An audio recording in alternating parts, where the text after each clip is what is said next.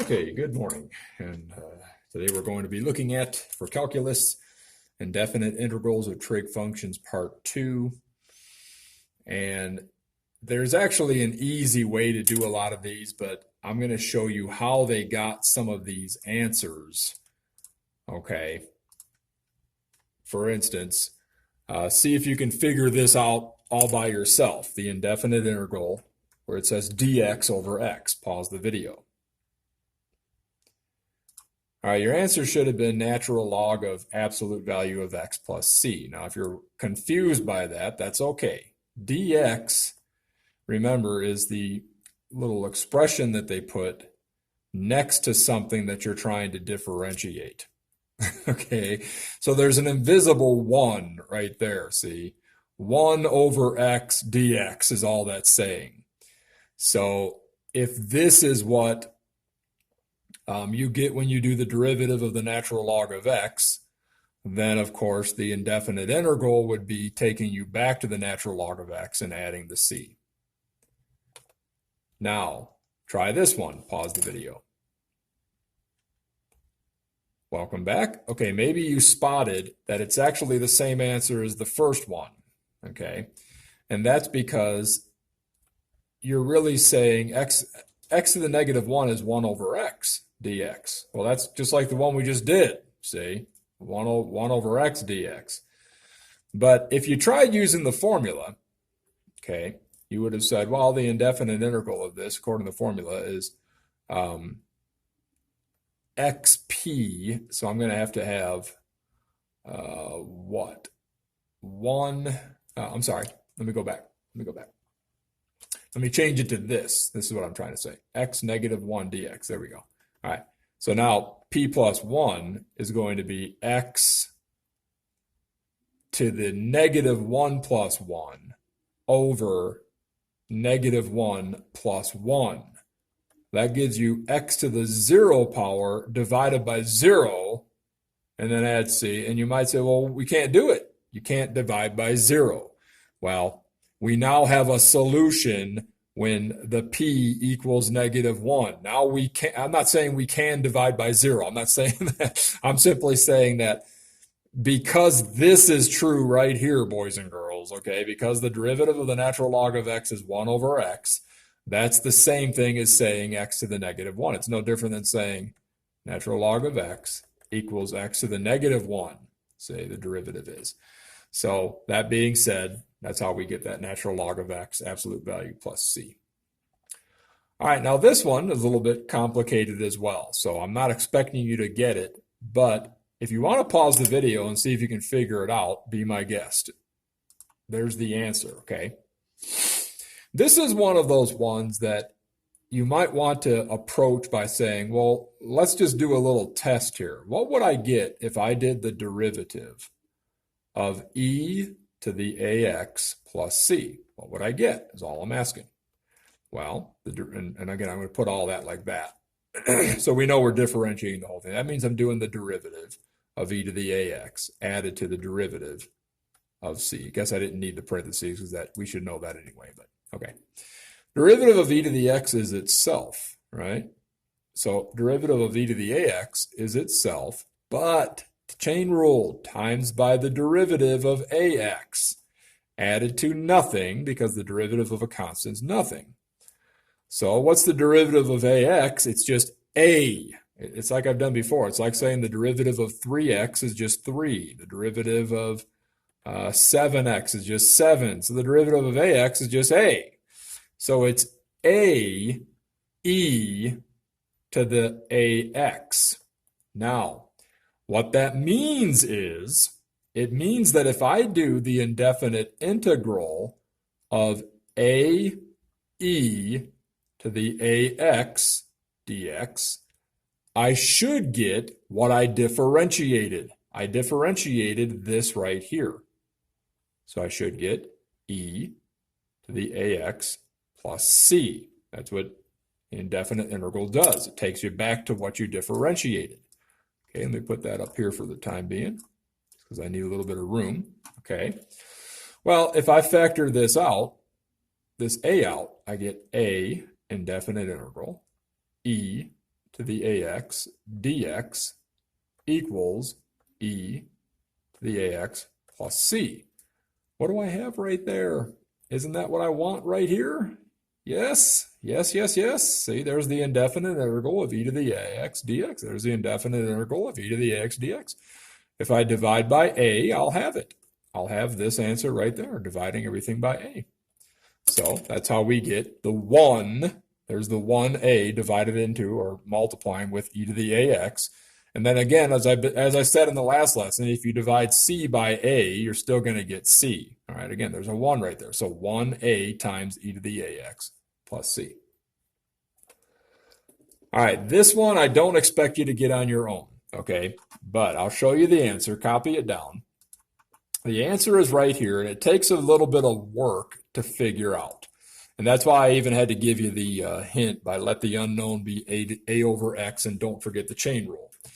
All right, now let's see what happens. If I do the derivative of the inverse tangent of x over a, according to this formula right here, it's 1 over 1 plus x over a squared times by the derivative of the unknown. That's the chain rule, okay? So that. Let's do another step. Let me fix my 2 there for anybody who might just say, what is he saying right there? That's it to the second power, that's all. All right, another step would be 1 over 1 plus, what's x over a squared? It's x squared over a squared. You square the numerator, you square the denominator. And what's the derivative of this? It's 1 over a. There's an invisible 1 right there, see? 1x, so 1x over a. So when you have x over a, class, you have 1a times x. So the derivative of 1 over ax is just 1 over a. All right, so let's do the next step here. And again, I've got 1 over, how about if I change this 1 right there to a squared over a squared, right? Why? Because I'll have a common denominator, and it's times by 1 over a, right? So with the a squared over a squared with 1 there, I now have 1 over a squared plus x squared all over a common denominator of a squared, and I'm timesing this by 1 over a. Well, think about what 1 over a means. 1 over a is meaning that this numerator times with that numerator, giving you 1.